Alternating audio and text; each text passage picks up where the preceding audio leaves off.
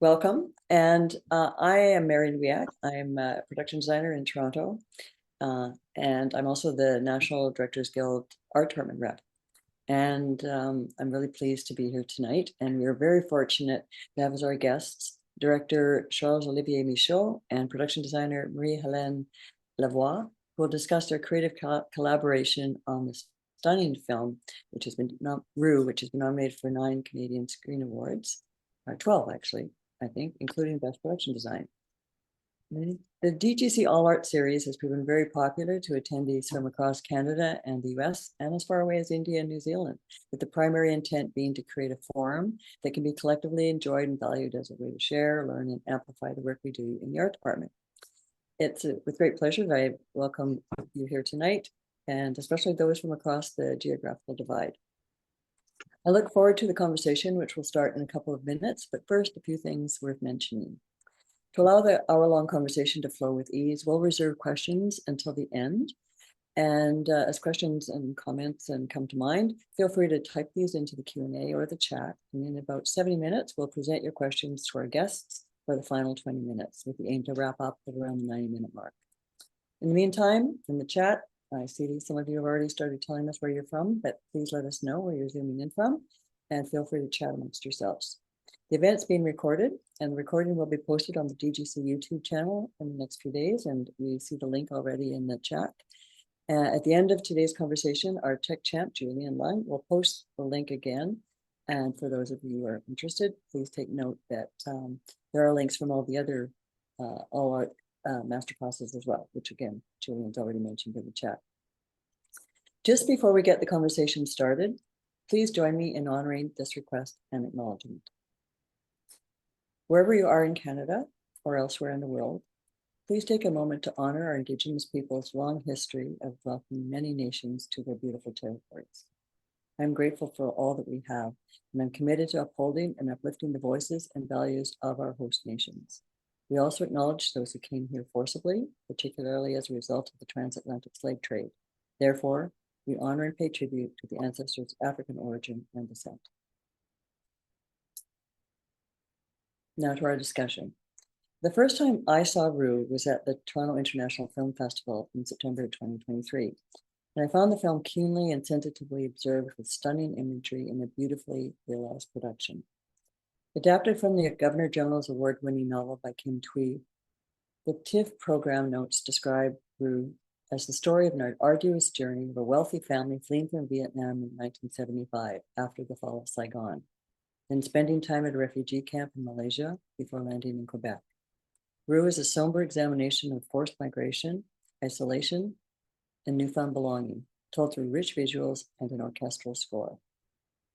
For those of you who haven't seen Rue yet, I really encourage you to. It's really a gorgeous film, and you can find it in theaters in some cities still, and you can also find it on various streaming platforms. Now, to get things rolling, I'd like to introduce you to tonight's guests. Director Charles-Olivier Michaud has lived in Europe and Asia and is fluent in 6 languages. He wrote and directed Snow and Ashes and also Anna, films that earned him praise and awards around the world.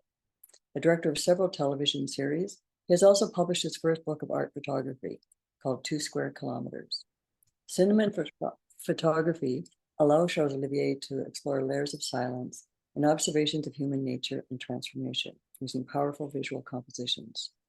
His new film, Rue, is an excellent case in point and is a major success in cinemas around the world.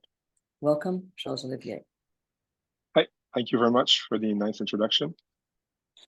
With a degree in cinema from the University of Quebec in Montreal at UQAM, Marie-Hélène Lavoie has been the production designer on auteur feature films, Quebec series, and commercials for more than 15 years.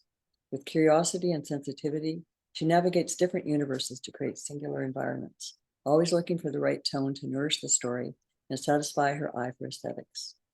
In 2014, she was nominated for a Jutra Award, now called the Iris Award, for Chasse Godard Debutée. Did I say that right? Debutée. And more recently for the 2023 World Independent Cinema Award for La Face Cachée à Baklava. Currently, she is nominated for a 2024 Canadian Screen Award for her production design on Rue. Welcome, Marie-Hélène.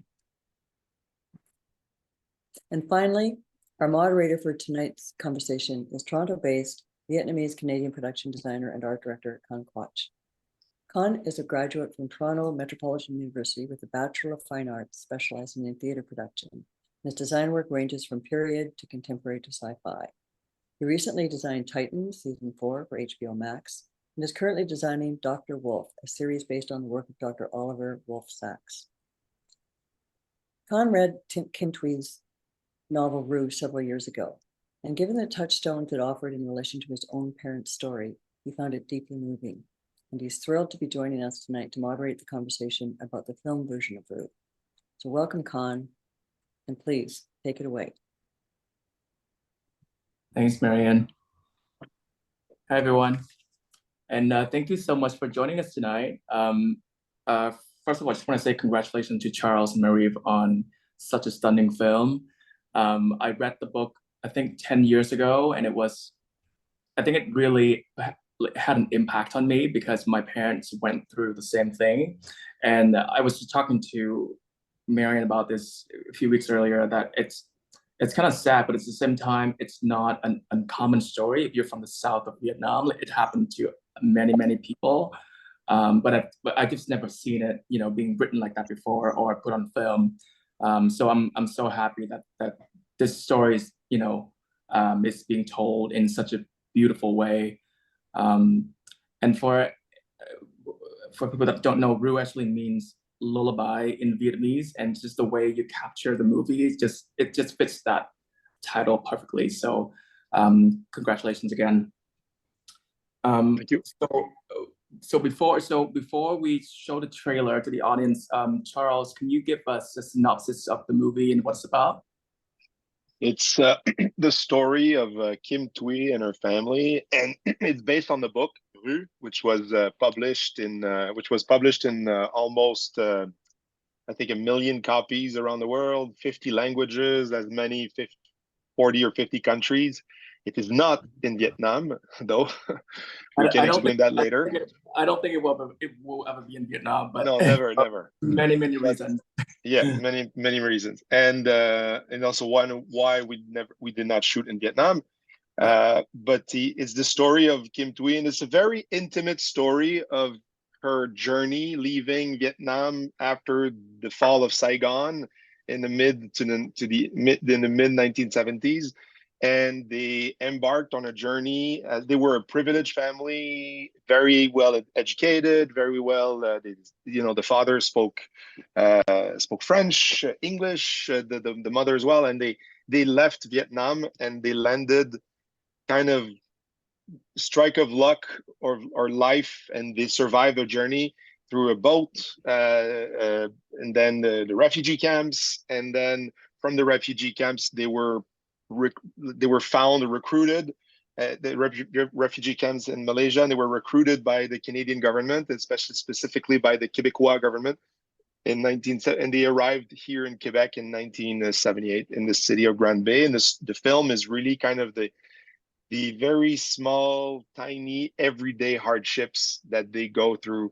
It doesn't sensationalize drama. It's a very kind of delicate film that it spends more time talking about a toaster than it does talking about trauma or the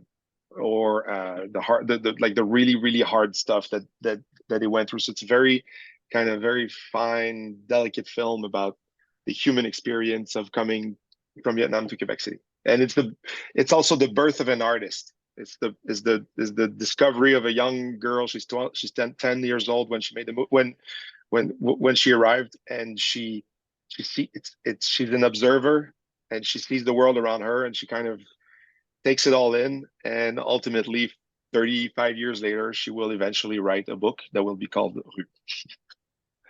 Rouge. Cool, thank you. So Julian, if you could show the trailer, please.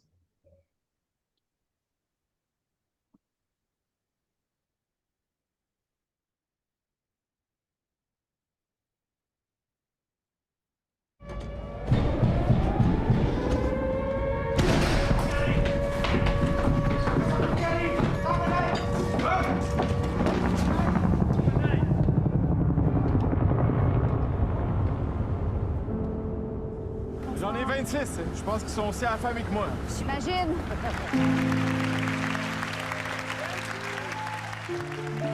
Au nom de tous les habitants, je voudrais souhaiter la bienvenue à nos nouveaux concitoyens. Mon nom est Nguyen Anh Tĩnh et celui de ma fille Nguyen Anh Tĩnh. Moi, c'est Lisette. Juste Lisette. C'est un bold people vietnamien, puis moi, je suis son parrain. Amen. On va te faire un CV ensemble. On va tout simplifier ça avec toi. Vous êtes beaucoup trop qualifié pour ce que j'ai à vous offrir. Il n'y a pas de petits métiers, de petits postes. Cái có nghĩ một ngày nào đó mình được về nhà không? Quand tu apprécies les nuances, les bleus du ciel, tu apprécies la vie.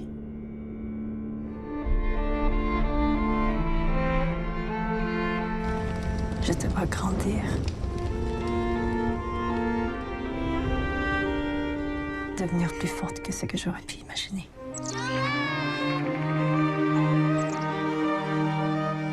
Et je crois que ta meilleure chance de pouvoir te sentir libre, c'est d'apprivoiser ta nouvelle existence ici.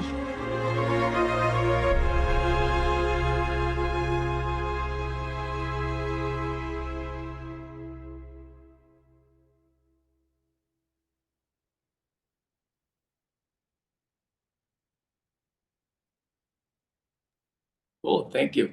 Beautiful. So, so how it's going to work tonight is that we're going to be showing and discussing some key sets from the movies. But before doing so, I do have some questions to ask Charles and Marie to give the audience some context for the project. So, Charles, how did you know Kim Thúy, and how did this project come about, and how did you and Kim Thúy managed to get funding for the project? And I also know that you were talking about before you guys went to shoot in Asia, and then you had to rewrite the script to fit with the logistics to shooting in Montreal. So yeah, you can elaborate.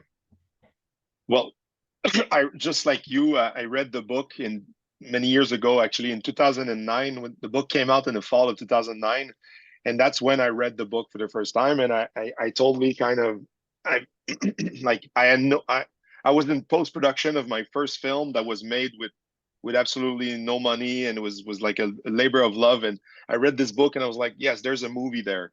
And because of the textures, it was a very tactile. It was like I could almost touch it. I could touch these images, and it was kind of I don't know, like I had no idea that one day that I would make a film about this, but I knew that there would be a film about that. And in 2017, I met with the producer, and other people kind of flirted with the idea of making this into a film, and but it was never done. It was never achieved. And then the producer came to me. The producer was a friend. It's important to say the producer was a friend of Kim Thúy. He knew Kim from when she had a restaurant in the mid 2000s before she wrote Rue. And the producer of the film is the one who brought the book, like the manuscript of the book, to the editor that became a book. And the book is, it's funny, the editor, they believed in the book so much that they printed 500 copies, and they thought it was going to be kind of a confidential book, like an account of someone's life. It was completely unexpected that it became this huge phenomenon, this book that sold everywhere in the world. And so in 2017, I met with the producer, and Kim had she has the schedule of a prime minister, so it's very hard to get to meet her. So I made a video of an introduction of myself, kind of like that, in my office. It was kind of an awkward video, and she a few months later she watched it, and she invited me for tea at her place. I think Marie-Hélène had the same kind of experience. When Marie-Hélène came on the film, she went for tea. You go for tea with Kim Thúy. You expect to be there for 1 hour, and then you come out of the tea, and it's 9 hours later, and you have talked about everything about life, about art, about, like, it's wide-ranging conversations. And Kim and I, we became good friends then. So that was in 2017, and it was a was a long, like I knew it was going to be like a long process. I did not expect COVID to kind of slow things down even more. But it was a complicated film to create because we had to find kind of the angle into the story. It's a story about it's got like it's almost like short reflections, like 1 or 2 pages, and of reflections of memories, which they go in time. They go. It's about the mother. It's about stories from her parents. It's about her own stories. It's all over the place. It moves over 30 years in time. So it was not like we can take this book and make it into a movie. And it was kind of early on that after discussing, we kind of decided that we needed to tell the story of the beginning of her life in Montreal. In Granby, which is about an hour and a half from Montreal.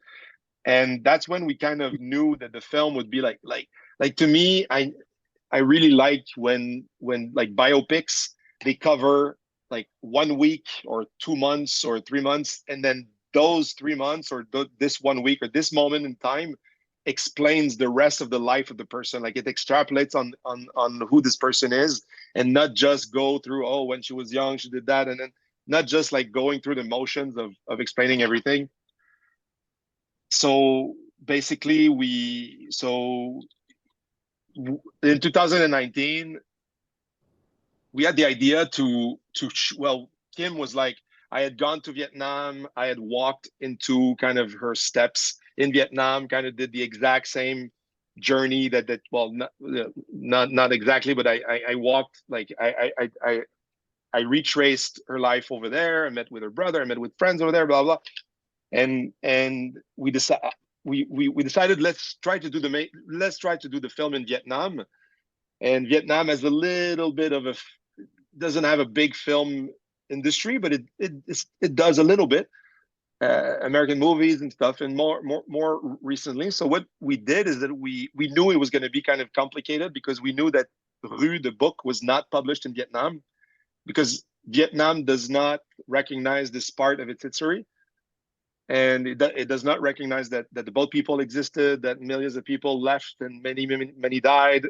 So we got the script to a friend of Kim, who brought it from Montreal, like printed, and brought it to Vietnam. And someone in Vietnam knew someone in the censorship department of the government of Vietnam.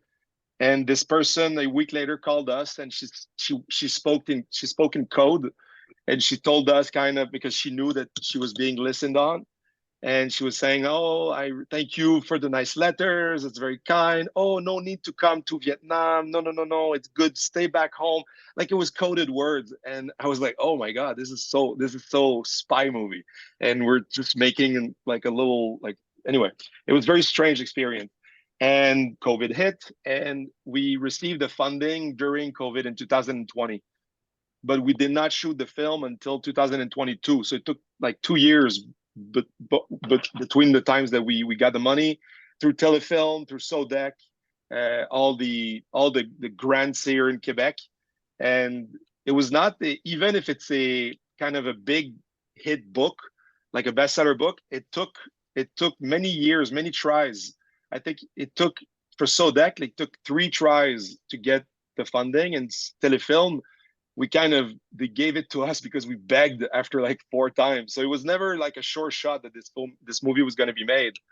And but ultimately we did. And then that's when we kind of launched the film, was in the fall of 2021. And that's when my very good friend and partner from a long time that he's done all my movies is the director of photography, JF Lord. And JF was a friend of Marie-Hélène. And that's how, like he said, you have to meet Marie-Hélène. And Marie-Hélène and I, we hit it off. But then it was I have my son here. He comes from karate, straight. So there you go. Tu peux aller manger, mon amour. Tu peux pas revenir après. Sorry. And but when Marie-Hélène and I met, we had a different film. We had a different script. We were going to Thailand. Marie-Hélène had one day she called me and she said, Charles, I I cannot go to the Thailand part of the shoot because of my family. And I was like, I understand, don't worry, blah, blah. It was a different project. And then Thailand did not happen, insurance-wise, money-wise, budget-wise.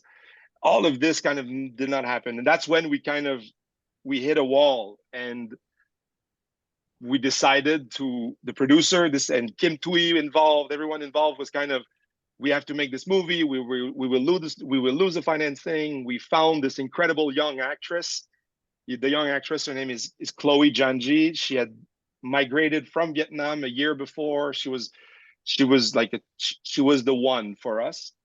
So basically, that's when we kind of, I asked Marie-Hélène, I said, because we had to rewrite the script, like kind of, we had to find the heart and the subtext of every scene that was taking place in Vietnam. And we're like, hey, Marie-Hélène, what can we shoot? And we discussed, we're like, oh, I think we can manage to find like an apartment or a place that will look like their house in Saigon in 1975. And then we're like, oh, we can shoot like a scene outside at night.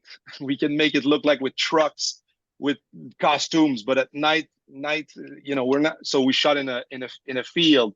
We talk about the refugee camp that was located on a beach in Malaysia.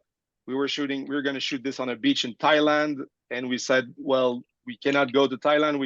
We don't have the money, we blah, blah. So we decided to rebuild, well, Marie-Hélène and her team, they rebuilt the refugee camp in a sand pit in the middle of nowhere in agriculture fields. So it was, we kind of reversed, and I'm going to stop talking here, but we reverse engineered the film, not from what the script wanted, but from what we could access.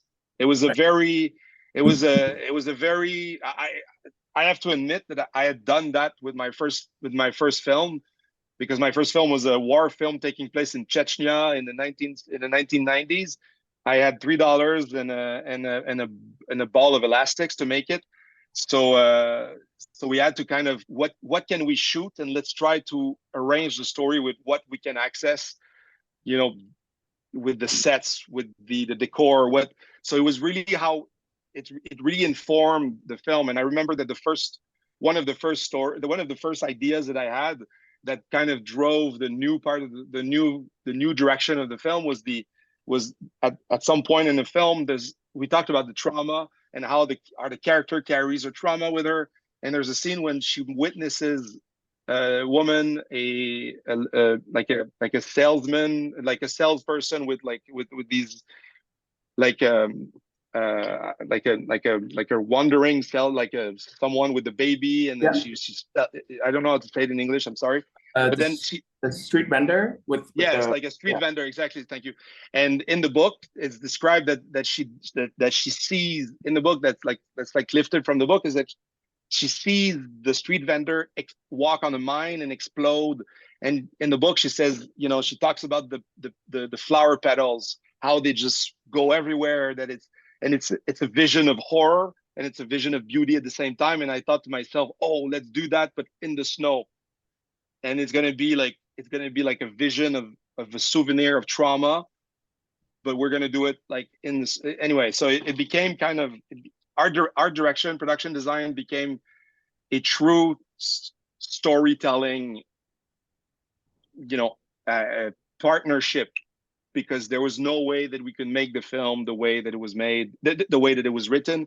We had to find ways to do it with every department, but our department was huge in the making of the film. Yeah, no, that was beautiful. I mean, it was so beautifully crafted, and it's funny when you mentioned the vision of beauty and horror as well. I mean, for a child coming from a tropical country, like I feel like seeing snow, that much snow, is definitely a vision of horror, plus all the trauma that came before that. But yes, so what was your overall budget for the movie? $7 million total. Oh wow! And how much was for the art department? Marie-Hélène can answer. Yeah, less than $1 million. All crew, SFX, picture cars, sets and props included. Oh wow. Yeah. You guys did a great job. That's amazing. So have you worked together before? Have you and Charles worked together before, Marie? No, it was the first No. time that we worked together. Yeah, but I knew her work, and like I loved the hunt for the Abitibi Godard. I don't know what you say it in Chasse au English. Godard d'Abitibi. Yeah, I love this. She had done other films and she worked with. We had common friends, and like Rosalie, like the costume person, like the first assistant director, Catherine. You know, in Montreal, it's a small community, and you know who the good ones are, and Marie-Hélène was one of the great ones. So she came on board. Amazing. And so Charles, you actually went to Vietnam with Kim Thúy, and you guys did a bunch of research there. That's amazing. Marie, have you been to Asia before? I went in Thailand when I was in my 20s, but not for the film. Right. And if you could tell us a bit about your design process and what sort of research you had to do to come up with the art direction and the design for the film. Well, for sure, it was really a big work between Charles and I, and also Jean-François Laure, the DOP. But I did a lot of research, and as we had to do everything in Quebec, for sure it was really important to me that all the references, all the archives from the boat people, and that the sets that we would do in Quebec was really authentic, that everybody could really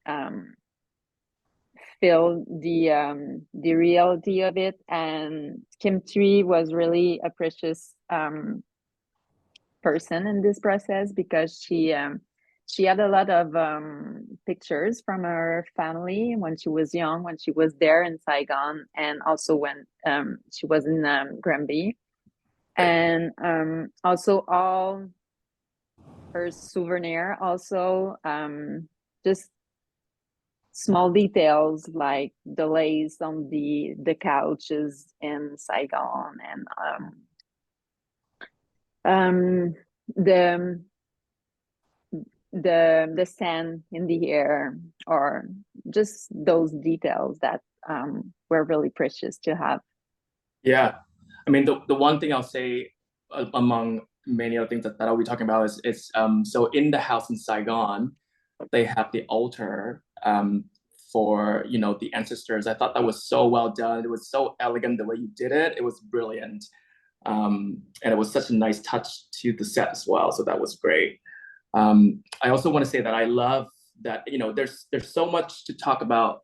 Well, there's so much to portray from the book. The book is so rich, right? With so much, you know, with so many things to be said about longingness and culture and whatnot. But I love that you were able to fit in food in it, because so much of our culture revolves around food, right? So there was the dinner scenes with the Canadian family, and then at the end, you know, they were invited to the Viet family, and they share a Viet meal together. I thought it was so well done, and well, food is a huge part of Kim Thúy's life. Yes, as a Vietnamese person, but Kim, she loves to eat. Like, she gets really excited with any food, any culture, any cuisine. Like she has, I don't know if it was published in English or not, but she has like a very nice cooking book about Man, right? That's the second book she published. No, right? no, like a real cookbook, like not like a novel with some recipes, which she does, but like a real like plain, super direct cookbook. And she's a very good cook, and her mother is a very good cook, and then food was the like how do we portray food in film that it's not just people eating. And the fact that like I knew, and I've eaten with Kim so many times, is I know Kim and her family, they reshaped the world around food. Like they will break barriers. They will change, like they will philosophize around food. So I wanted the film to have a real progression in the food. When the first food that we see in the film is when they arrive at the community center, and it's very impersonal Québécois food. It's triangle sandwiches. It's crudité, you know, like crude carrots and celery, and we had this porcupine. Is it Marie-Hélène? We had the porcupine. It's the watermelon with fruits and stuff. And but it's very impersonal. It's very like plain, but very funny to look at. But very like celebratory food that nobody really likes. You know, nobody likes triangle sandwiches with egg salad or ham or canned ham salad. Nobody likes that. Thúy likes it, but nobody else. And so that was the first part of the first food. The second time that they eat is when they go for the first time. They go to eat at the family that the Godfathers. How do you say that? Like the sponsors, the sponsor family, the Girards. And that's when they've been in Quebec. They've been in the province of Quebec for a couple of weeks, and then it's their first kind of introduction to local Quebec food. And I wanted to portray kind of the clumsiness of the Quebecois culture. So the actress Karine Vanasse, her character, like she cooks rice, but it's not like Vietnamese sticky rice. It's minute rice, like the rice that you cannot eat with a fork. Like they want to be culturally correct, but they're very clumsy, and they eat like white bread, like it's a mix of clumsy food that want to connect with the Vietnamese refugees and local Quebecois food, which is a huge ham with pineapples on it, very visually beautiful. Very, very historically correct for 1978, but not so good. And then to eat, I mean, but the next food was then at the Sugar Shack later on, which is it's a typical spring event, like families. We all have like Québécois, Marie-Hélène, myself, my wife, everyone. We all have stories of us going to the Sugar Shack. I don't know if it's a Canadian thing. It's a very Quebecois thing, and we eat a lot of sugar. It's very greasy. You come out rolling from there. So, and that was a very like full Quebecois experience in the film. That's really late in the film, so they're really getting they're like fully immersed in the culture, and it's a kind of thing when you have to go to the Sugar Shack if you're new to Quebec.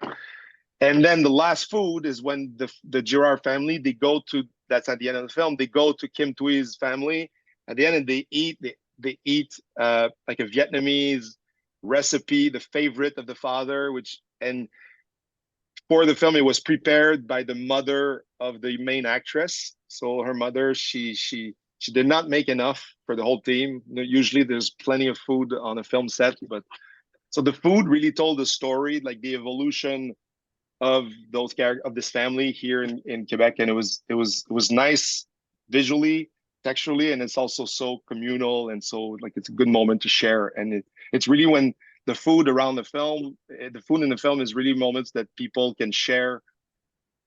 That's when they kind of more understand more of who they are. And as Kim Thúy says, when there's food, you don't have to talk. You're not like, you can just eat. So it's, even if you don't have anything to say, you can just shut your mouth and eat and just pass the time there. So food was like a very, very, it's like a character in itself in the film. Oh, totally. And like, when I read the book, I could almost taste like what she was writing to, right? Like there's so much about food. Yeah. It's funny. So my family and I immigrated to Canada 16 years ago, and we went from Saigon, which has a population of 16 million people, to Moncton, New Brunswick. Don't ask me why. But when we first got there, it was not as diverse as it is now. So it would take us 2 hours to go from Moncton to another city just to buy rice, because all they had in Moncton at the time was just the really terrible plain rice in the microwave. It was terrible. But anyway, so yes, food is all very important in our culture for sure. So this is great. So I think we should start looking at some beautiful pictures and then we can discuss them. Julian, if you could start sharing, please.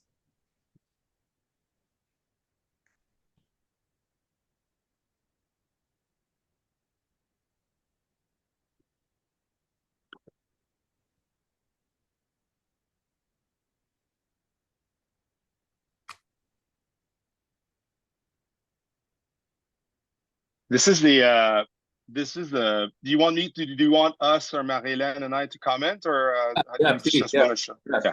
you. This is when we talk about when art, like when the art department really informed the film, it's because we were really flexible. Myself, the director of photography, the art department, everyone was really flexible, and kind of how can we tell the story, and how can we tell it in ways that is beautiful, interesting, and unique, and blah blah. And we were looking for something else that day.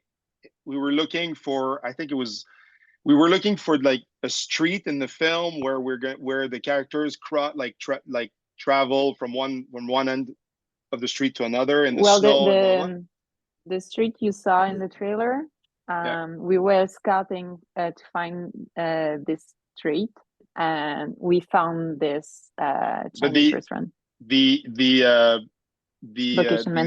location manager, Veronique, she kind of, she's a very colorful and very outgoing, and she has no problem of knocking on anyone's door and be like, hey, we're making this movie, can we shoot here? So we were there, we were really like waiting for others to arrive. We were on the sidewalk, it was minus 20 degrees.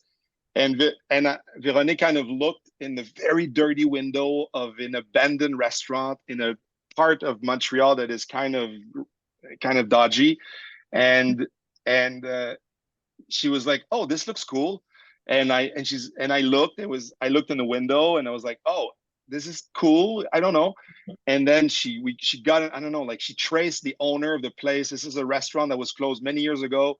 It was full of rats. It was dirty as hell, but it had that mural, that fresque in the wall, and it had that crazy floor, and we fell in love with the place. Like the bank, that like the seats were there, like it's all like this. It's perfect. And we were like, we all like Marie-Hélène, myself, the director of photography, Jeff, were like, whoa, we need to shoot in this place. So I reorganized in the script. The character was going to work in like a law office where he was gonna do the cleaning, and I was like, I don't need the law office. Like, law office is gonna be boring. We need we're gonna rearrange, and he's gonna be like a delivery person at that restaurant. This restaurant is just so amazing, and it's also in the film. The restaurant, the Chinese restaurant, like the one Chinese restaurant in Granby in 1978, the owner I decided that the owner was going to be an Haitian person and also a refugee, and he's the first Québécois person about midway into the film to connect with the father when they meet, and he's like, oh, hey, the French colonization, like, I understand, like, you're a refugee. Like, it's the first time that we kind of have a Québécois ask questions and really connect on a deeper level on their experience, and not just kind of, hey, come to Montreal, come and we'll be nice to you. Like, the clumsiness is kind of goes away just because these two refugees from completely different parts of the world, they have a very similar story. So it was this place was amazing. It's one of my favorite locations in all the film. So, Marie, did you have to paint the entire restaurant, or like what No. do here? No, that's the crazy thing. It was this bold red was there, and the mural was there also. So we had to do major cleanup, a really major cleanup, because there was rat, as Charles says, and we props it with lamps and everything to be a restaurant, and also the graphic design. We did it, of course, but it was already read like this, and it We was had to we had to bring like a sinister cleanup person, yeah, after a nuclear bomb type disaster. cleanups. Like the place was filthy, like it had not been used ever. And when we do movies or TV, when we do shoots, we fall in love with places that have never been like shot, and this place had never been shot before, and it was just an amazing find. It was like a strike of luck. And that mural over there in the back, and the red seats, the red leatherette seats, the floors, the wood. I don't know. It was, and the tricky part though is this part in the restaurant, because the restaurant is super long, and there are only windows in the front, and it was quite difficult to light because the front door, the front windows were so far away from this part that I loved. It was and the way that we shot the film, a lot of times we saw like 360 degrees within the same shot. So it was a big challenge, but it was such a beautiful place. Mm-hmm. That's very cool. Nice. Okay, let's go to the next photo, please. Oh.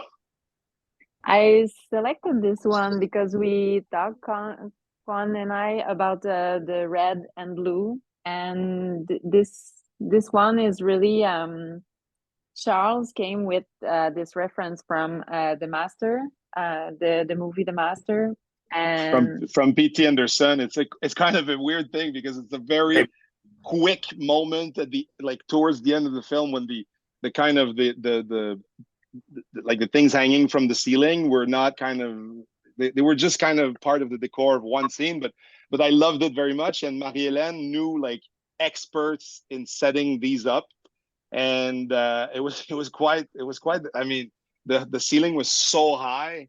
They had the tallest ladders, like I never seen ladders that tall.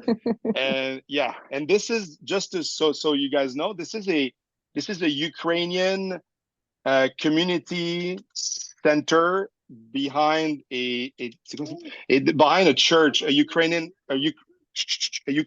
Orthodox church. And we were making the film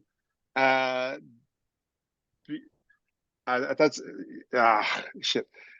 Do you want me to explain this? Oui, vas-y, explain it. I'll tell, because someone is coming to the door and I have to go say hi. Hold on. No problem. Go ahead. Sorry about that. No, the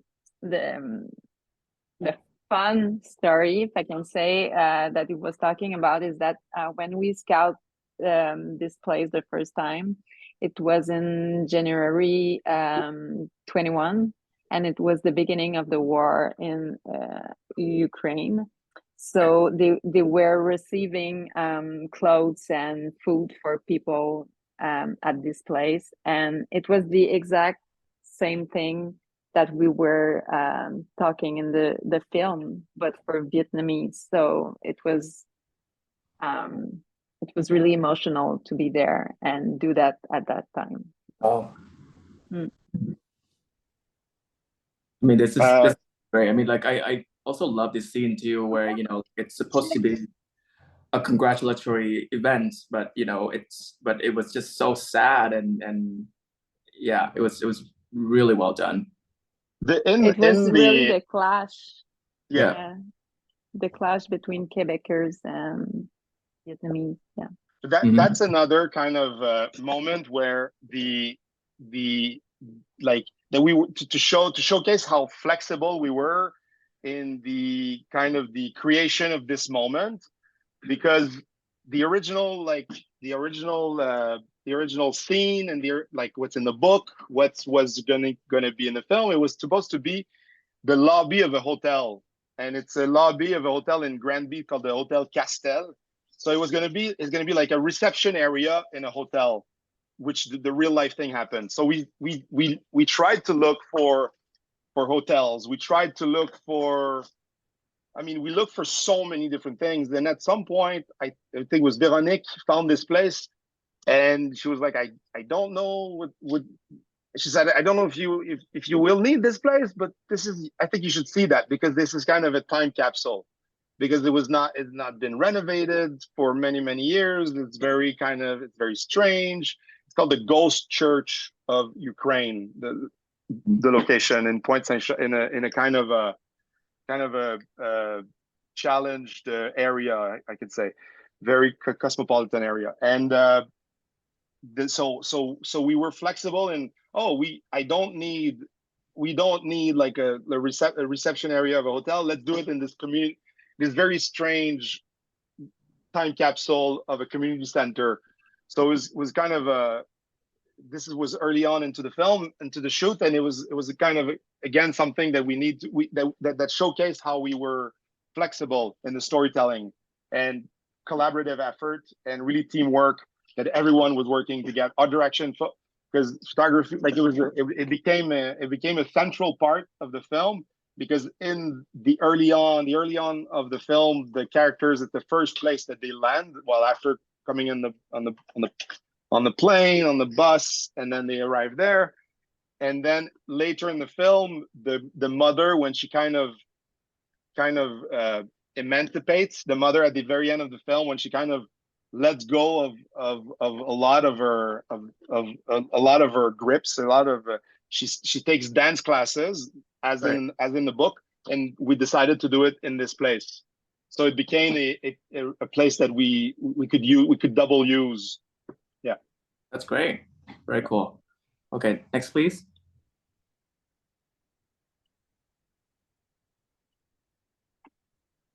This is the camp, right? Yeah, right. And this was also for the blue and the red that we talked about a few days ago. This was huge in the reference we saw from the refugee camps in Malaysia. All the buckets were red and blue, and those colors were everywhere. Also for the fabrics. So it was a big part. And also in Quebec, when you saw documentaries of the late 70s, there's a lot of red and blue. And so, and it's something that Charles, you and JF, you did with the camera, the post. Well, we looked at a lot of 1970s family photos of myself, of JF's, of Kim Thúy, and the blues were prominent, and we wanted that Kodachrome look. So we kind of, exactly. Yes, like we had it on the set. The blue is there, the red is there, but in the post, in color grading, we kind of amplified it. We really amplified it, but subtly, but still. We wanted to put the accents of it, but because we saw that blue and that very bright fire red that Marie-Hélène is wearing in her shirt, we saw it a lot in the photos, and it became kind of very like dueling colors in the film. Yeah. Very nice. Next, please.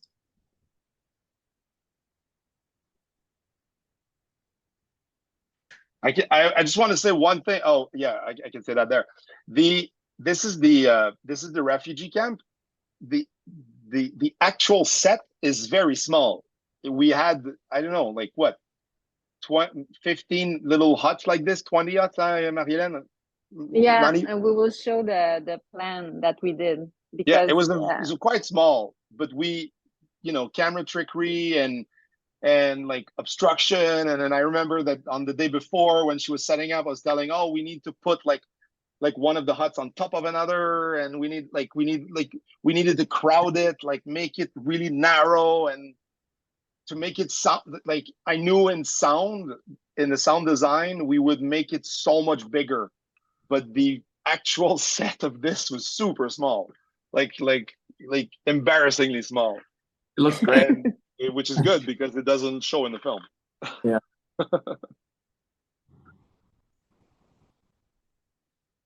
We had the water towers for the rain. I've lived in Asia, in Southeast Asia, in Singapore, and I've experienced many times the monsoon. Yeah, the monsoon, but the raining and the sunshine at the same time, which is the weirdest thing, but it's so specific to Southeast Asia that I really wanted that. I really wanted to have that. Okay, sorry, my son is beside me and he's playing around with sewing needles. Anyway, so we put these towers, and even like people that on the set, like the producer was telling me like, oh, what's going on with the sun and the rain at the same time, and it was like, I said, people who've traveled Southeast Asia, who know Southeast Asia, will know. And Kim Thúy was like, oh my God, this is exactly that. And JF, the director of photography, had also lived 5 years in Malaysia, in Kuala Lumpur. So he knew that he knew that light, he knew that air, and he knew that rainy sunshine at the same time. Yeah. It's beautiful. Cool. Let's get the next photo, please.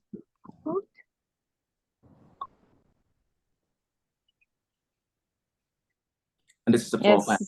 Yeah, exactly. So the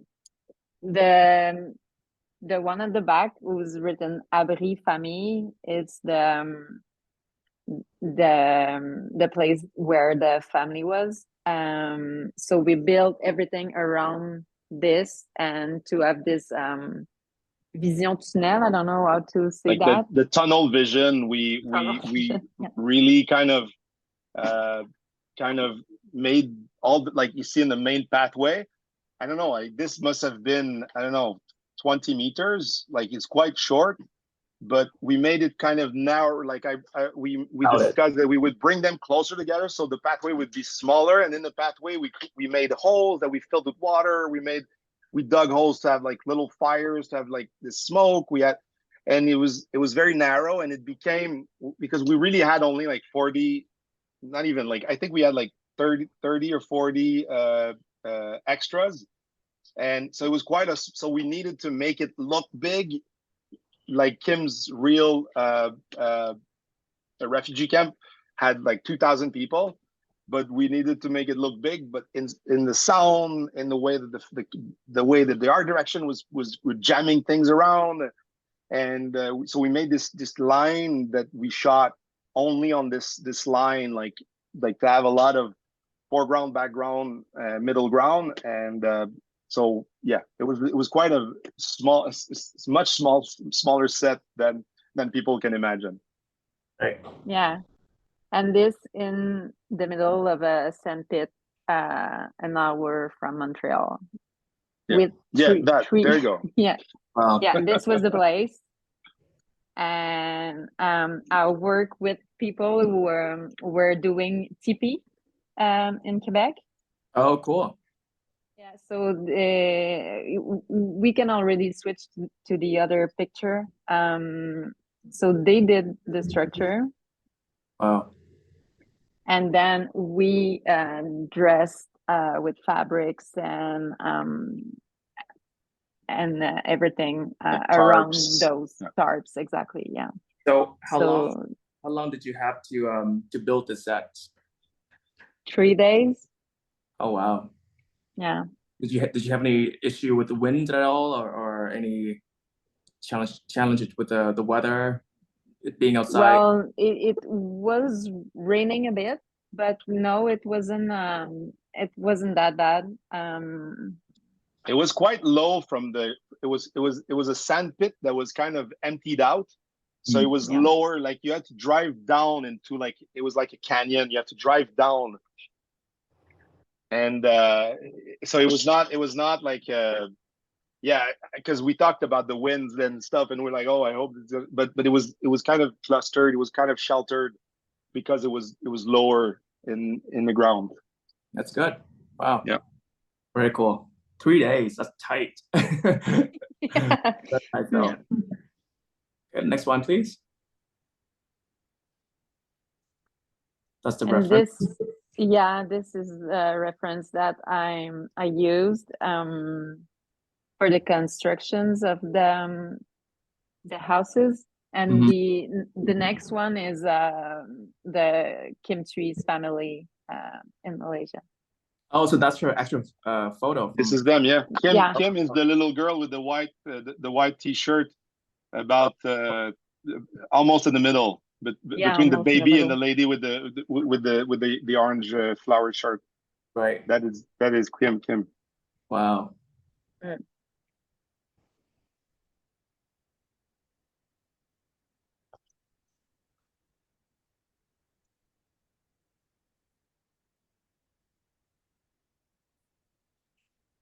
This is the Saigon house. There's two stills from the movie, and then we will see the location before. Charles, do you want to talk about the location? Well, the location, this was a huge part in the film because it was the opening of the film, and we really just see it really mostly in the beginning, and you come back to it later, but like really short. But it opens the film. We had to believe that we were in Vietnam, and we had to believe that we were in Vietnam without going outside and without kind of seeing kind of an establishing of the house or anything like that. So, and also because Kim Thúy had a lot of family photos from this time, from her early life with her parents, had family photos. We could really kind of maybe not recreate exactly, but find kind of the subtext of the location of the house. And Marie-Hélène was a genius in finding the white cloths on the sofas, having like the fake flowers, the fake plastic flowers. It's such a Vietnamese thing. Even if there's amazing flowers outside, like they always have. Like Kim was like, she was amazed that we put fake flowers, and we did not fall into the trap of going to the florist and buying real flowers. So a lot of details, like the windows, all this wood over the windows, the drapes, like, and we really did not have kind of a lot of room to move. Even if this was called it's called the University Club. It's kind of a closed down private club across the street from the German hotel, the Germain Hotel in downtown Montreal. Like, you cannot be more downtown than this. Like, this is like completely downtown. And this was like a wide empty space, and everything you see there, it's all Marie-Hélène and her team that the floors were there, but they recreated everything. And for example, that was an example of the beginning of the film. In the original script, it was in like a 12-page sequence of the house, from one floor to outside to the kitchens, and then we had to kind of shrink that down to 2 rooms. And we decided that it was going to be the office of the father that served also as the library, and the kind of the family sitting room, very formal, like that. It's beautiful. I mean, lots of the architecture in Saigon is I mean, it's not just French colonial. It's mostly it's French Indochine, right? So like that mood that you have on the windows are just, it's so beautiful and perfect. It's very appropriate for sure. It's gorgeous. Thanks. Next one, please. These were the 2 rooms. The film is shot in very kind of long, slow moving camera pans from left to right or right to left. And actors, there's no coverage in the film. There's no like close-ups, or like we don't cover in, like, I don't do coverage like within the scenes. It's all the time just one shot, and the actors live in the geography of the location. So this is kind of the office, and like I had a kind of a challenge. I needed to see the dad. So when I saw that there was the mirror there, I know that, I could have his reflection there, so I can have the conversation there. He doesn't need to go all the way, because he was walking, like turning the lights off and then walking into this place. So I like that he could stand the back to us, and I could see him in the back there, like in the back mirror. It was we had to cover the air conditioning units on the top. Yeah, we had to yeah, it was challenging.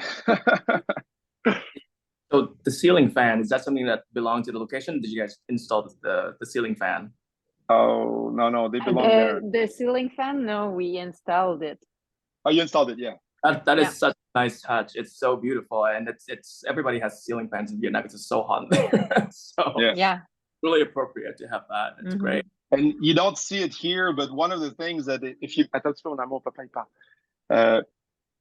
in Vietnam, or especially in Vietnam, especially in Saigon, like streets are mostly dirt. There's a lot of like mopeds and cars and stuff. So the air is not only very warm, very humid, and very dense. There's these particles in the air, and we made some tests, and the accessory, the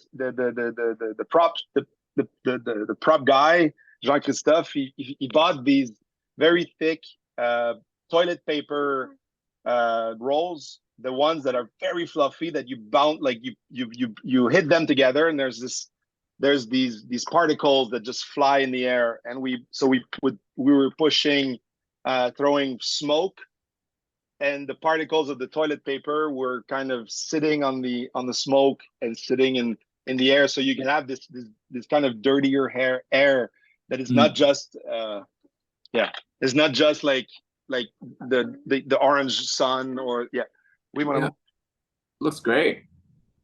Ben oui, Toupie et Binou, on va le regarder ensemble. Look at the next one, please, Julian. Yeah. This is it. This is the place before. This is the empty place. So, the thing that was really important for me is those round arches that we see over the windows, because we don't have that really in Montreal, and it was really in all the pictures that I saw from Saigon and Vietnam, and it was the thing I was looking at when we were scouting. So I was really happy we can shoot there. And the other picture is the office. Yeah. You replace the light fixture with the ceiling. Well, not as pretty as what we did. It's beautiful. Then I think you also covered the fireplace, right?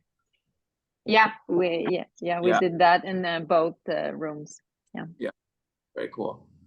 And how long did you have? I mean, how much time did you have to prep for the set, to dress and paint and all that stuff?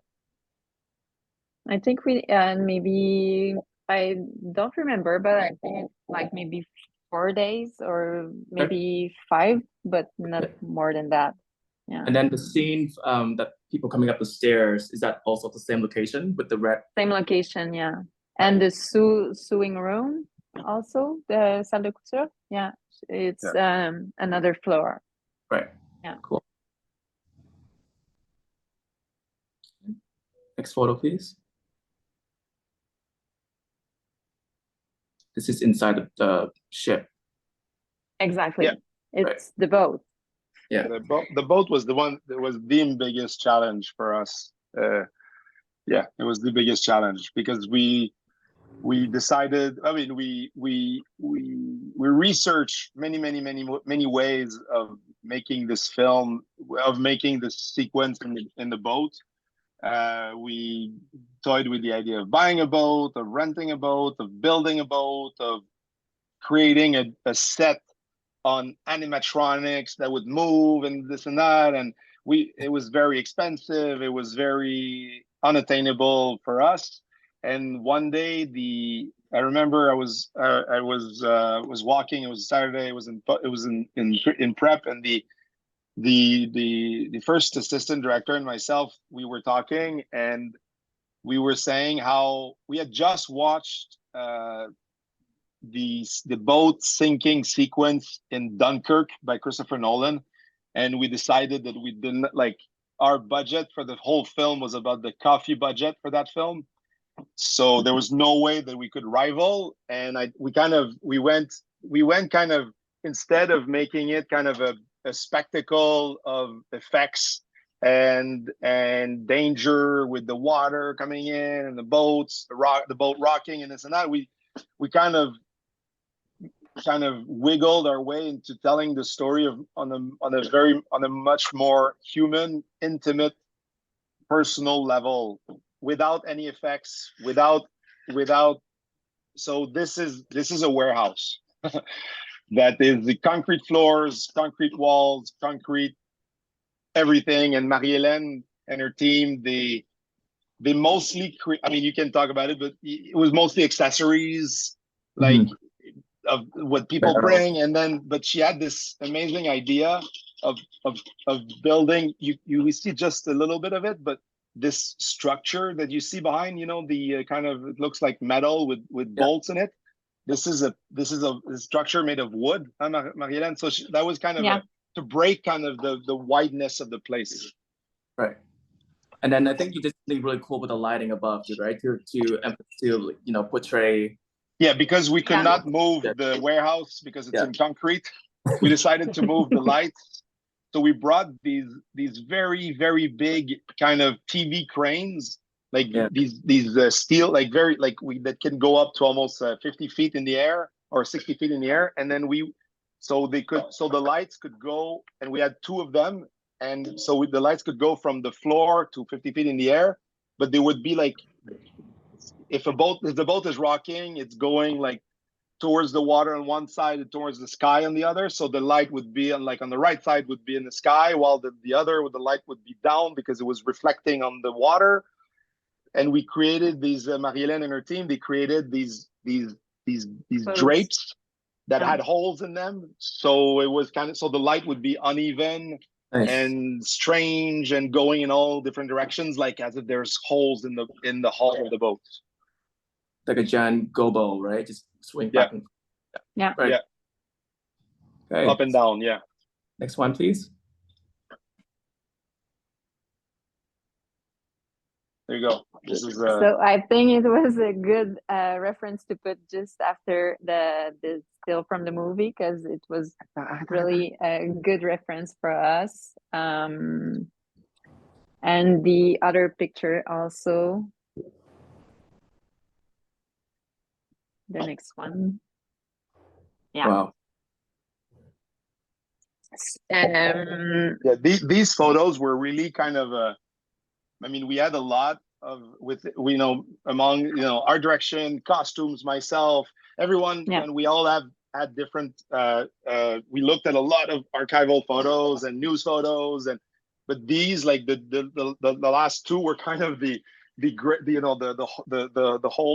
Grail photos for us, the Holy Mary for us, because we were like, oh, we can recreate this and make it look like we are in a boat, because these are photos in a boat. Oh yeah, and it reminds me. You see the drapes that are like holding on cables there, for the laundry and all that. Yeah, for laundry and stuff like that. So Marie-Hélène and her team and the props team, they attach these long lines, and we put drapes and clothes on them, and we literally had like technicians, people, we had them on pulleys, so they would pull them, and so they would move. So we moved everything but the ground around. So it was so we had accessories rigged on cords that we would like a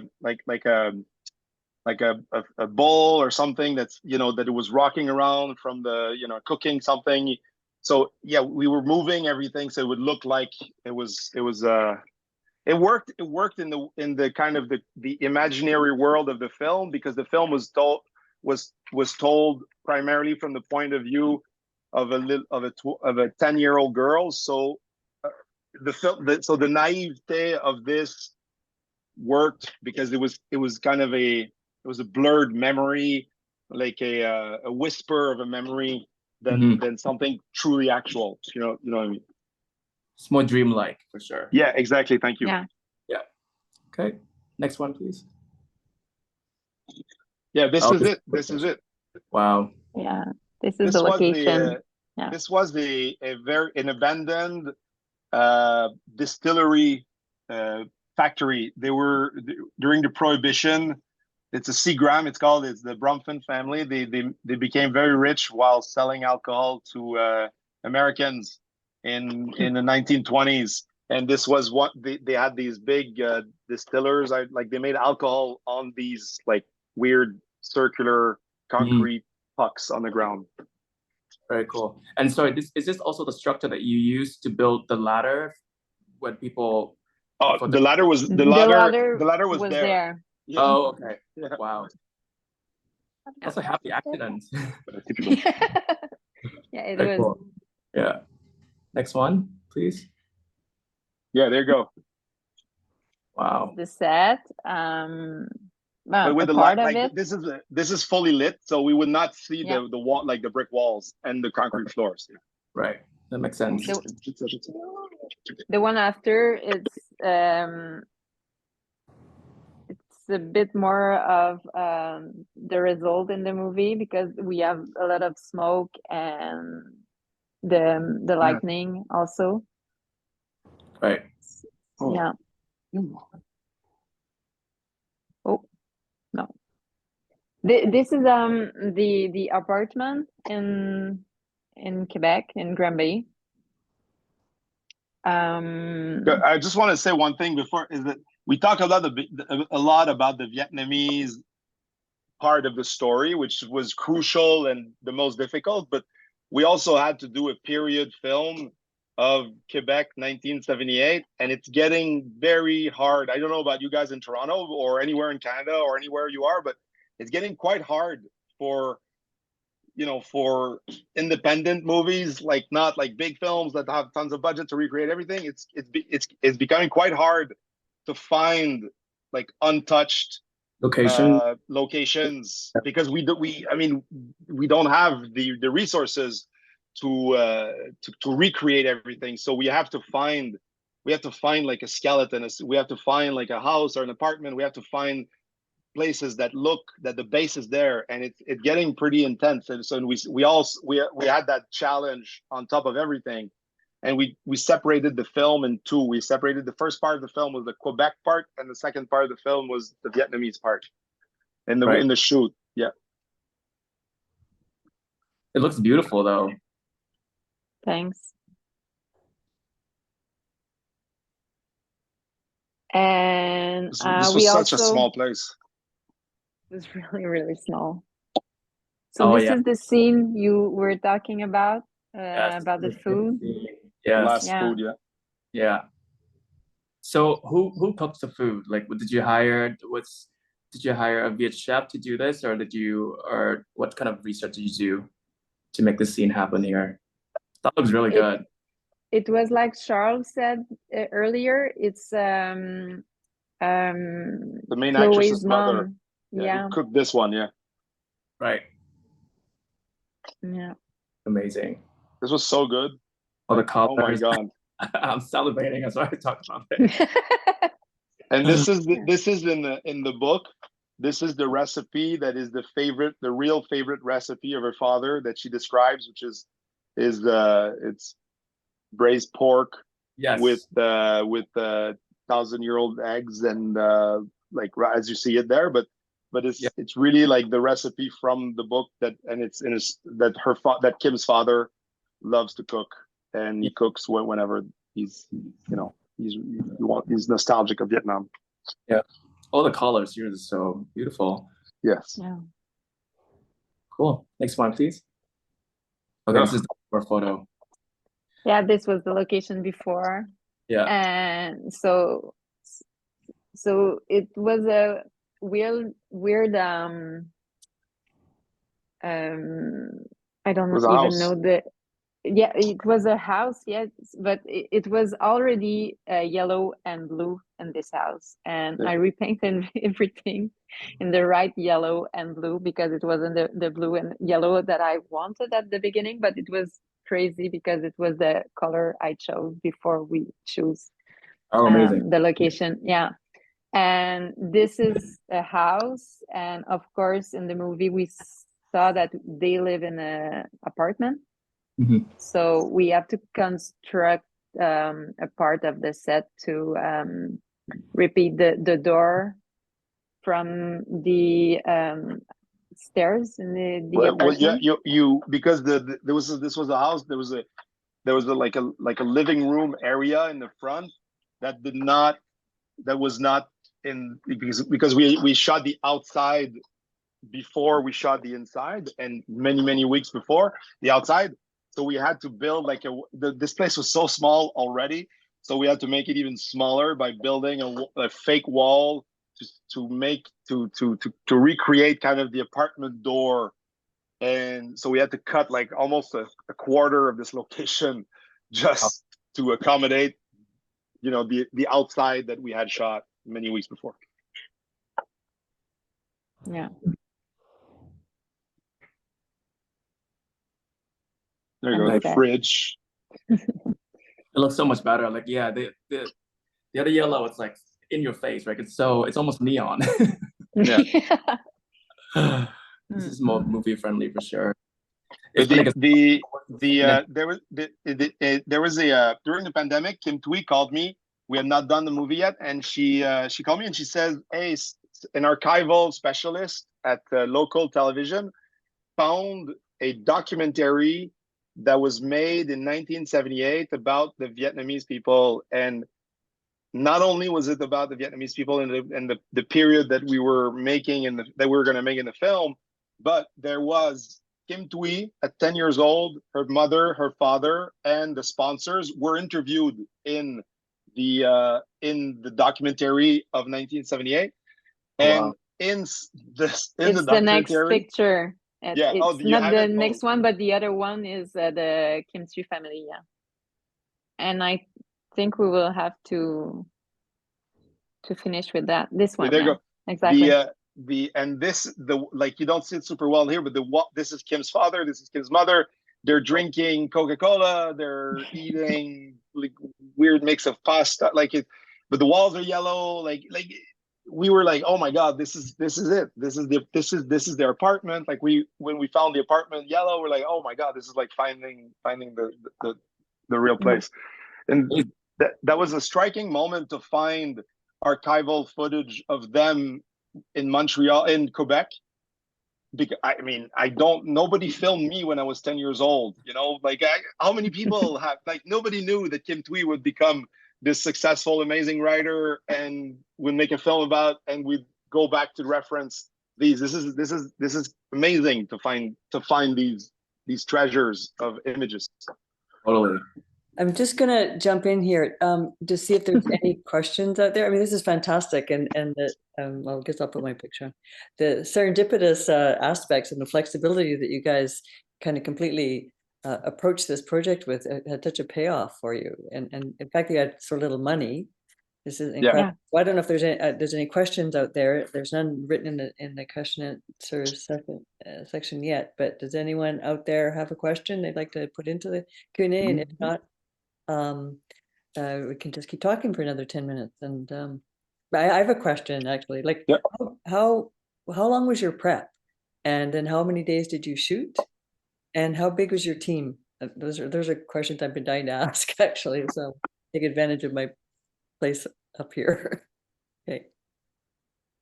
How many weeks of prep it's 7 weeks of prep. Like it's 7 weeks. Well, yeah, because we pushed. Yeah. It was supposed to be 6. 6. But we pushed at the beginning. We pushed the film 1 week. Prep, right? We pushed the film 1 week because this was in February. We were supposed to start at the mid-February of 2022, and there was no snow. And we decided, we took a gamble to push the film 1 week because we were hoping that whatever force there is in the universe would send us snow. And there was no snow. And really? There was no, you cannot make a winter film in Montreal anymore. There's no, this winter, we did not have snow. It was weirdest thing. And I remember I had just had my second son. He's now he's 2.5 years old. And so at that time he was 2 months old, and I was giving him the bottle in his bedroom the night before the shoot of the film. And Marie-Hélène, during that day, she had brought trucks of snow because we were starting with the street scene, walking outside. So she had brought trucks of snow from all over because there was no snow. And it was about midnight and it started snowing. And I remember I was happy like a child. And it was midnight. I had my 2-month-old baby feeding him with the bottle. And I called JF at midnight, the director of photography. And I called, he was like, "Are you looking outside? It's snowing!" And it was like a foot of snow. I'm Marie-Hélène, there was so much snow the next day. It was insane. And we had a lot of snow. And so back to, so we took a gamble and we won about that. But it was 7 weeks of prep, 34 days of shoot. Yeah.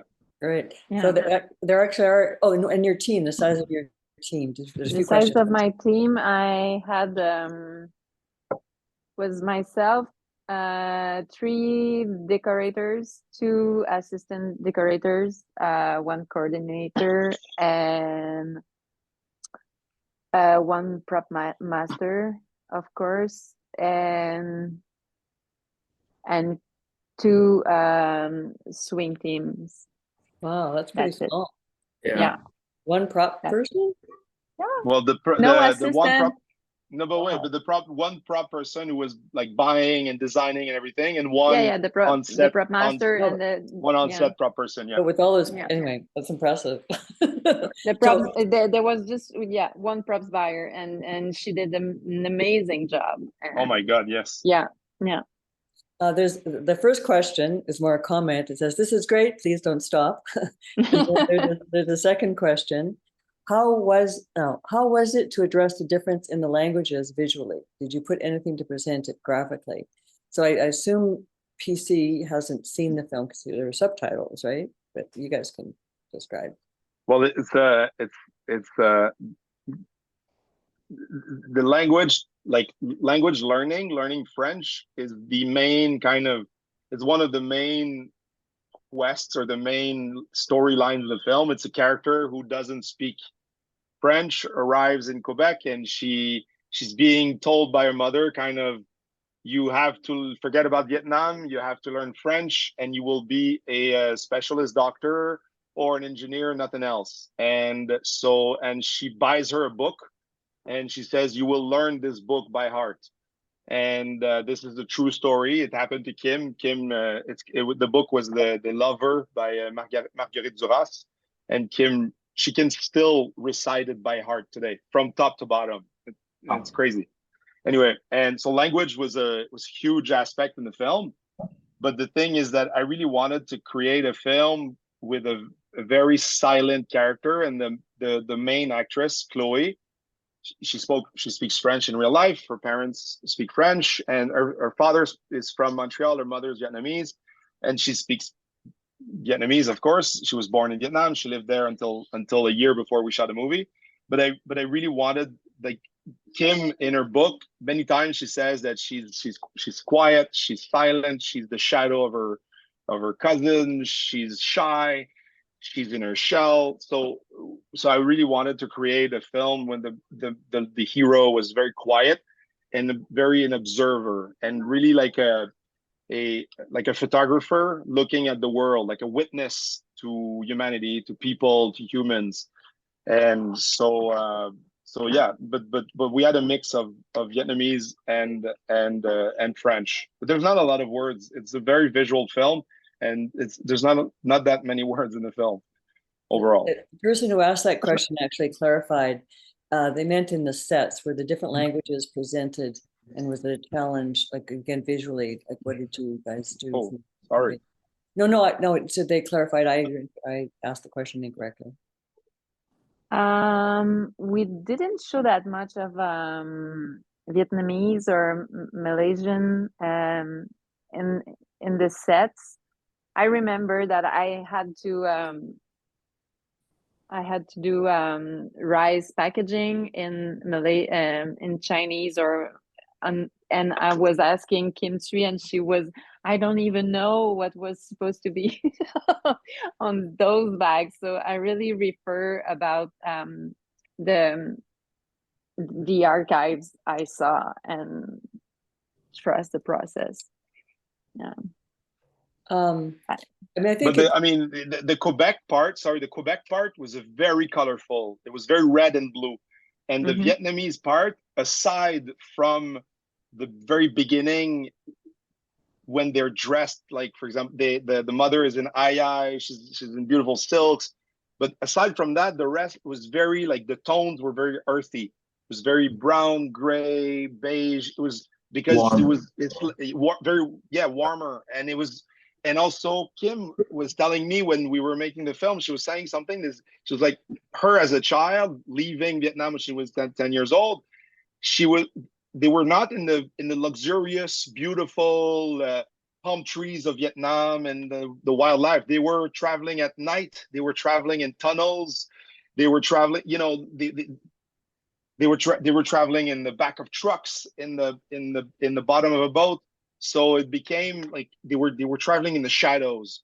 So we found this network of tunnels in an old religious place not far from Montreal, where we shot kind of the underground scene where they would go in the trucks and they would hide.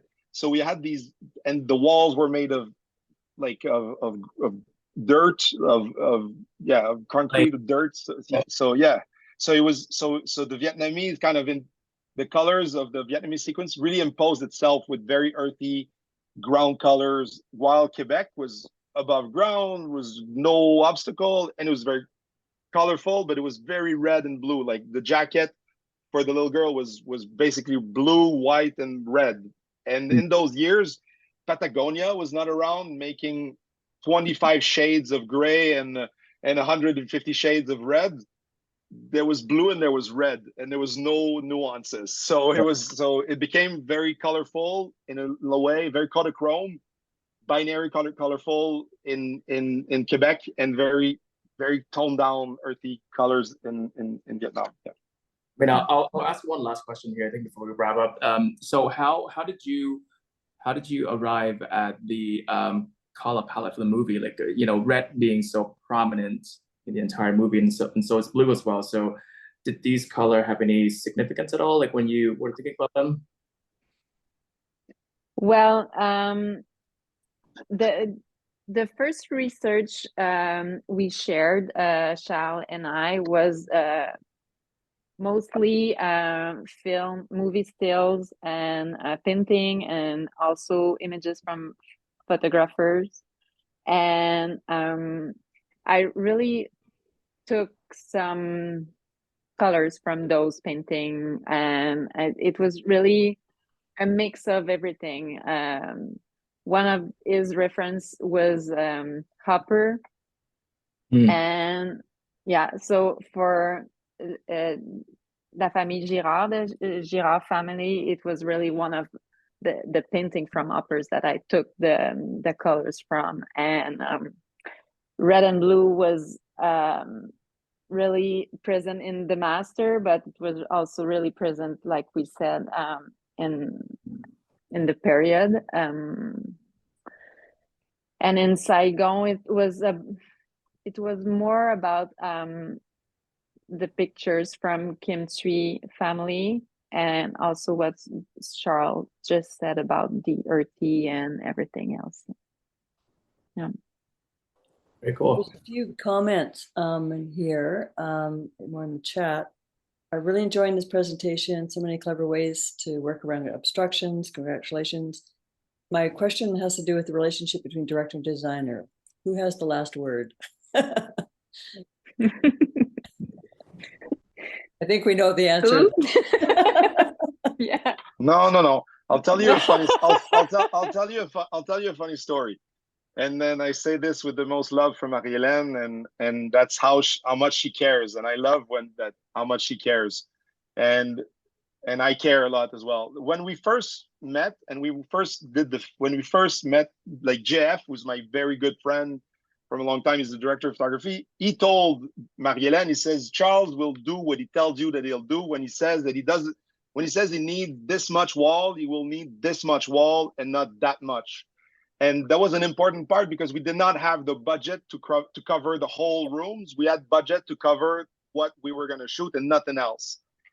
So for example, the Chinese restaurant, we really had only one side and the back, and not the back wall like the rest of the rest. So it was a lot of places was like that. And we really designed the film the way we were going to make the film in prep, and we really went into the shoot. It was kind of a weirdly kind of easier shoot, because we knew so much what we're going to do, that we did what we planned, nothing else, nothing more, nothing less. One day we were at the Sugar Shack, and Marie-Hélène had told me, do I change that door that is white, that is not period correct? And I said, no, I'm not going to shoot there. I'm not. And she said, okay, I believe you. That was in prep. And then when we got to the set, we did the shot, and I knew my shot was going to work for the part like we were panning, and I knew when it was going to be in the movie. What I did not know is that the head prop guy on the set, which is my good friend for many years, he was texting Marie-Hélène and sending her photos of what we were shooting. And then Marie-Hélène was calling me, hey, you're shooting. And Marie-Hélène was 2 hours away doing another set. It was like, hey, you're shooting the white door. You told me the white door was not going to be in the movie. And I said, I promise you, the white door is not going to be in the movie. The white door is not in the movie. And but the shot is. Great story. Yeah. Now, one more question from the chat here. Do you guys? I'll ask you both. I'll ask it. Sorry, Khan. Just I'm reading on the side there. But is there a favorite set? Maybe it's the same favorite set, but maybe each of you could say what your favorite set was, if there is one. Yeah, that's the last question. Okay. I love so many of those sets. It was really a gift to do this movie. It was incredible for me. I really appreciate doing it. I really love the Saigon house, but I also really love the apartment in Quebec, because it's such a melting pot of everything they just found. And yeah, but there's so many. Each time I see the movie, it's like there's so many sets we did, and I'm so in love with my crew, and they did an amazing job. And yeah, it was a really nice experience. So I don't really have just one favorite set. Very beautiful. Yeah. Well, I share Marie-Hélène, but there was one thing that I wanted to do, that I was dreaming, that was really representative of the vision of the film, is that, and I did not know where it would land, but I like, and when we found the Chinese restaurant, that's exactly like, I really wanted to make a film where we see many different people in one place that all live their parallel lives. They all have their lives that are at the same place, but so we have the guy in the kitchen, we have the delivery guy, we have another one eating, you have the owner of the Chinese restaurant kind of taking the orders, you have an old lady in a big table sitting around waiting. They're all parallel, and all their lives, they're all not connecting. And the scene is a very long tracking shot from way into the kitchen all the way to the table at the very end, and we see all these parallel lives. And when we found the Chinese restaurant, I said, this is it. This is the place. I want to do this idea that I had there. And that, so because of that, it was it was, and also because it was, I don't know, I like that this is the only shot that we were doing that for 6 hours. So we had a lot of time to do it super right. And yeah, I love very much. And I love the street. The first thing that we did, the snowy street, and Marie-Hélène, we put like old cars. And when we do like period, maybe it's different in the States or in the rest of Canada, but we never have the money to make wide shots. We always have to make tight. And when we found this stretch of the street that we filled with cars and with extras, with guy with balloon, another barber smoking, all these different peoples, we could do it super wide and in one shot and travel from one end to the other of the street and just just see the spectacle of all these different people. I really love that very, very much. Yeah.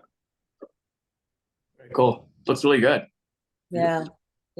So I think it's 10 after. I think we could probably keep talking, but we should probably start to wrap it up here. Yep. Thank you so much, Charles-Olivier and Marie-Hélène and Con for your conversation and showing us the images. And it's just, I have to say, it's just so inspiring to see to understand how you responded to, restrictions, like, challenges and restrictions, and turned it into such a beautiful movie, because it really is. It looks like $1 million, even though you had $7 million. But anyway, no, really looks fantastic.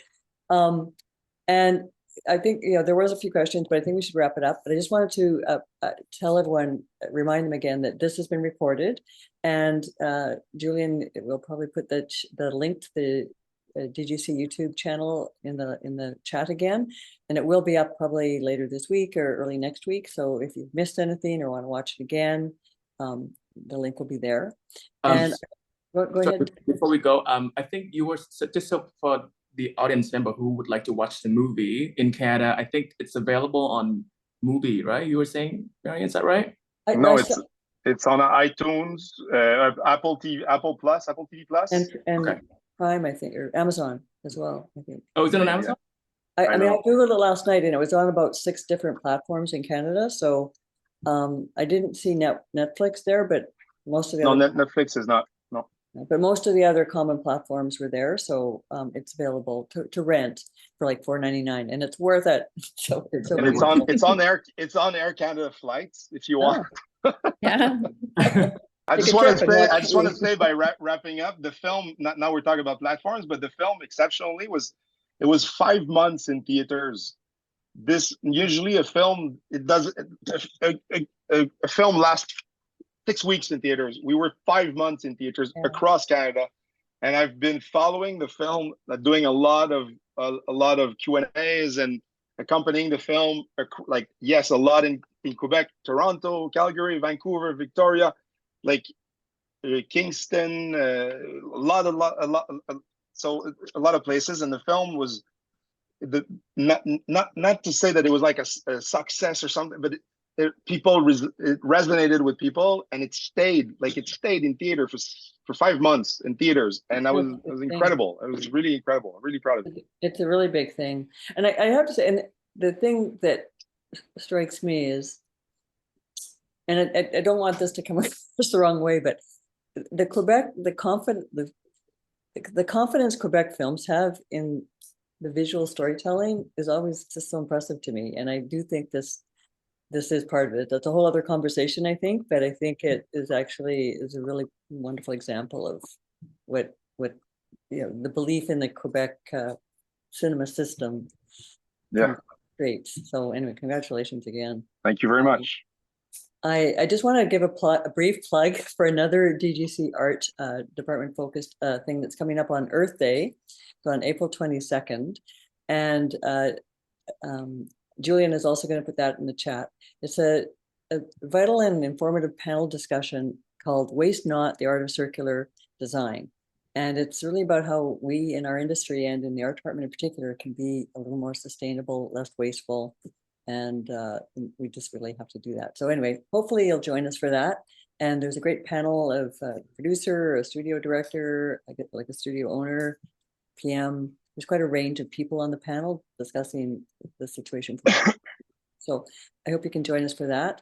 And again, sincere thanks to Marie-Hélène and Charles and Con for being here with us tonight. And also to Julian in the back room, Hans Engel, and the National DGC for helping us organize and promote this event to begin with. Thank you.